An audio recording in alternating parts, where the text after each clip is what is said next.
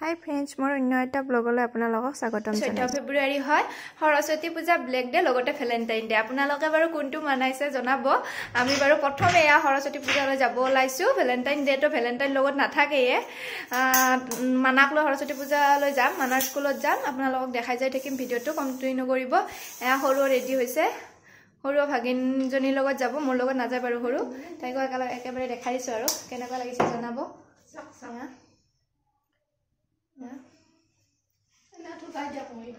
মোক কেনেকুৱা লাগিছে জনাব। একেবাৰে সিম্পল কৰি ওলাইছো, মুগাৰ মেখেলা লগতে ব্লাউজ আৰু এয়া চাদৰখন আৰু ধুনীয়াকৈ এনেকৈ ওলাইছো মেখেলা।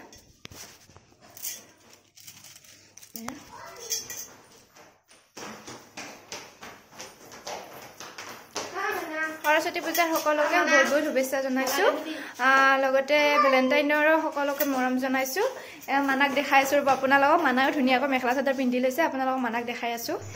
আমি ওলাই দিলো, মানাক আপোনালোকক দেখাম বুলি কৈছিলো। জানেনে মানা দৌৰি ফুৰে। এইজনী আমাৰ মানাজনী। চোৱা বা হাই গজা। হাই। এইজনী মানাজনী কেনেকুৱা লাগিছে জনাব। ইয়া দেখিছে কি ধুনীয়াকৈ খোজকাঢ়ি গৈ আছে। আপোনালোকক একেবাৰে মই স্কুলত লগ পাই আছো দেই। মানা আৰু মই মানাৰ স্কুল আহি পালো। আহি এনেকৈ মানাৰ ফ্ৰেণ্ডৰ মাকৰ লগত এয়া বহি আছিলো। মানাৰ ক্লাছ ফ্ৰেণ্ড হয়, তাৰ মাক হয় এইজনী মানা দৌৰি ফুৰিছে। তাইক দূৰৰ পৰা চাই আছো আৰু আমি এনেকৈ বহি আছো। বেছি টাইম হোৱা নাই আহি পাবলৈ। তাৰপিছত এয়া পুষ্পাঞ্জলি ল'বৰ সময় হ'ল। আমি পুষ্পাঞ্জলি ল'বলৈ গ'লো। মোটামুটি 10-12 জনকৈ পুষ্পাঞ্জলি দিয়াৰ ব্যৱস্থা কৰিছে। সৰু যিহেতু ইহঁতে ঠেলা হেঁচা হ'ব বুলি মেমহঁতে এনেকৈ কৰিছে, ভাল লাগিছে। এয়া মানাও গৈছে।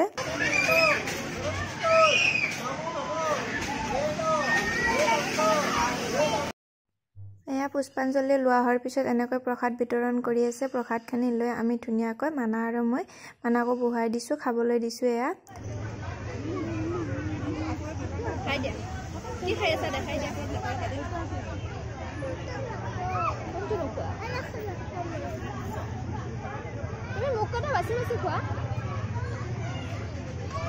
আমি পূজাৰ পৰা আহিলোৱে। যেহেতু মানাৰ স্কুলখন সৰু হয় সেইকাৰণে সকলো ব্যৱস্থা সোনকালে কৰিছে, ভালে কৰিছে বাৰু।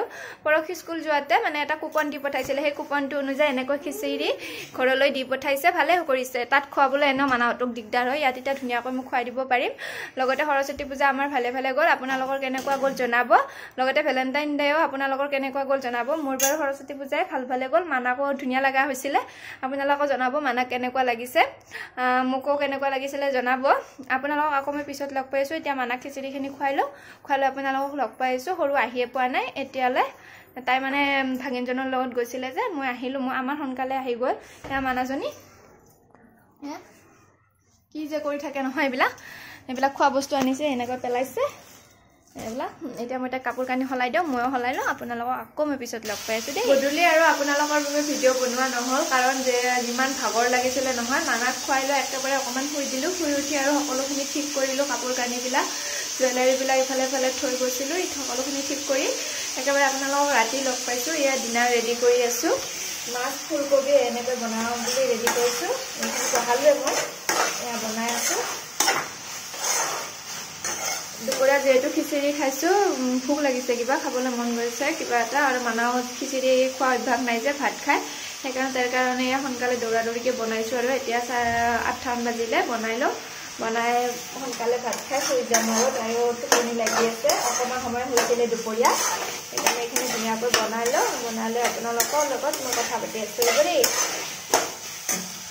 বনোৱাখিনি আপোনালোকে চাই থাকক দূৰৰ পৰা। সেইখিনি অকণমান ফুলকবিৰ আঞ্জা যদি আপোনালোকে ফুলকবিখিনি অকণমান গৰম পানীত উতলাই লয়, আঞ্জাখিনি বনাবলৈ সহজে আৰু সোনকালে হৈ যায়। সেইকাৰণে মই এইখিনি এনেকৈ বনাইছোঁ।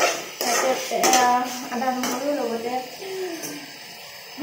তেল দি অকণমান জিৰা দি এনেকৈ ধুনীয়াকৈ আদা নহৰু দি সেইখিনি অকণমান সময়ৰ কাৰণে ভাজি থাকিম। হালধি দি দিওঁ।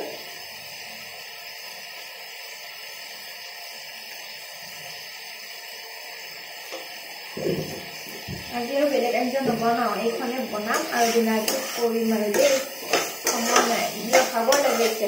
পূজাত গ'লে যদিও খুব ভাগৰ লাগে। মানে দৌৰি ফুৰে যে, তাই পিছে মোৰ দৌৰি থাকিব লাগে, কৰিব বুলি ভয় লাগে। সেইকাৰণে মোৰ দৌৰি থাকিব লাগে।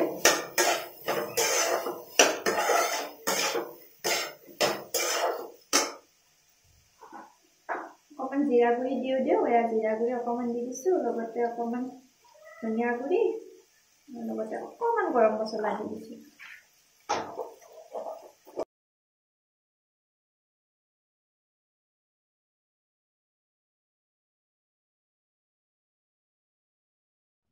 এয়া মোৰ ফুলকবি আলু মটৰৰ আঞ্জা বনি আছে এইখিনি ধুনীয়াকৈ ইয়াতে এতিয়া মই ভজা হোৱাৰ পিছত গৰম পানী ব্যৱহাৰ কৰিছোঁ আপোনালোকে ইয়াতে গৰম পানী ব্যৱহাৰ কৰিব নহলে আঞ্জাখিনি হেৰেঙা হৈ যায় যেহেতু ঠাণ্ডাৰ দিনত যিকোনো আঞ্জা বনালে গৰম পানী ব্যৱহাৰ কৰিলে সোনকালে হয় এইখিনি এতিয়া মই এটা উতাল আহিবলৈ ৰাখি দিম তাৰ পিছত আৰু মোৰ আঞ্জাখিনি হৈ যাব এয়া ধুনীয়াকৈ উতলি আছে আঞ্জাখিনি এতিয়া নমাই দিম ৰাতিৰ ভাত বনোৱা হৈ গ'ল এতিয়া ভিডিঅ'টো এণ্ডিং কৰি দিওঁ বুলি ভাবিছোঁ দেখিছেনে একেবাৰে জধলি মধলি হৈ আছোঁ তেতিয়া আহি একদম মুখখন ফেচ ৱাছ কৰি এনেকৈ থাকিলোঁ এতিয়া আৰু মূৰো আঁচোৰা নাই যদিহে আপোনালোকে মোৰ ভিডিঅ'ত নতুনকৈ আহিছে প্লিজ চেনেলটো ছাবস্ক্ৰাইব কৰিব লগতে বেল আইকনটো দবাই থ'ব যাতে আহিবলগীয়া সকলো ভিডিঅ'ৰ নটিফিকেশ্যন সোনকালে পায় আজিলৈ আহিছোঁ বাই বাই